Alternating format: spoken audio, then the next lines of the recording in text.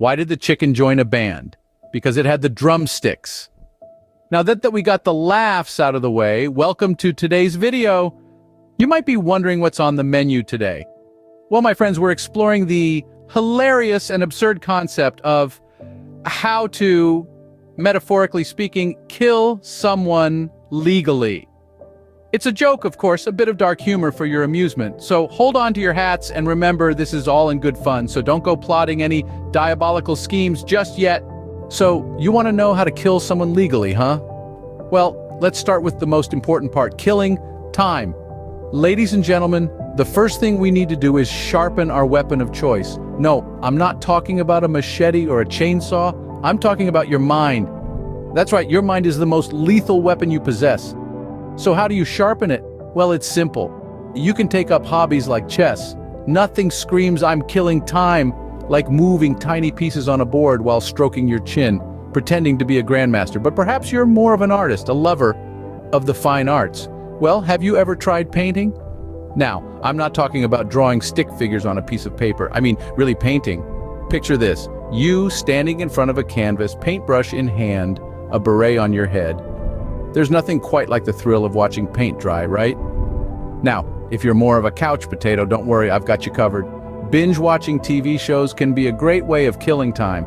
You know, those shows with 10 seasons, each episode an hour long. Yeah, you know the ones. You start with the first episode, and before you know it, you're deep into season 5, it's 4 in the morning, and you're wondering where your life went.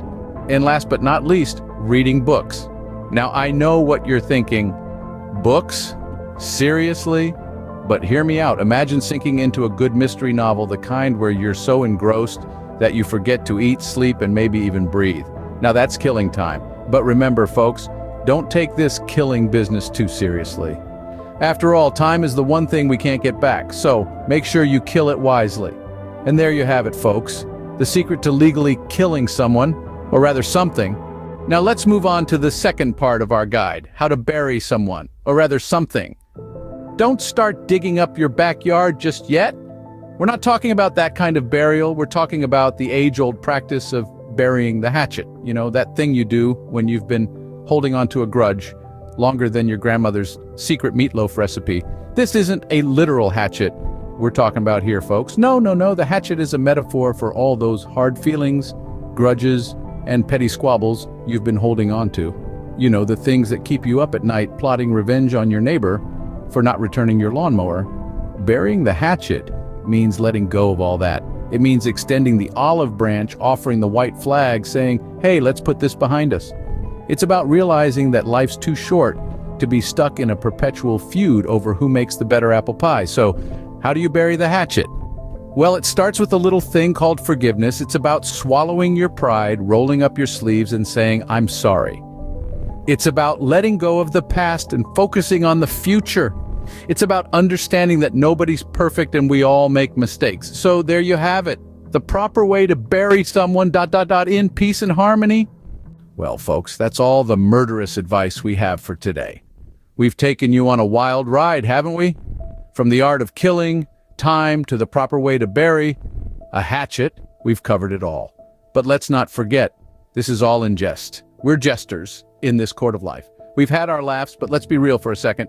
Use your time wisely, folks. Instead of plotting imaginary crimes, why not pick up a new hobby? Or better yet, resolve those conflicts peacefully.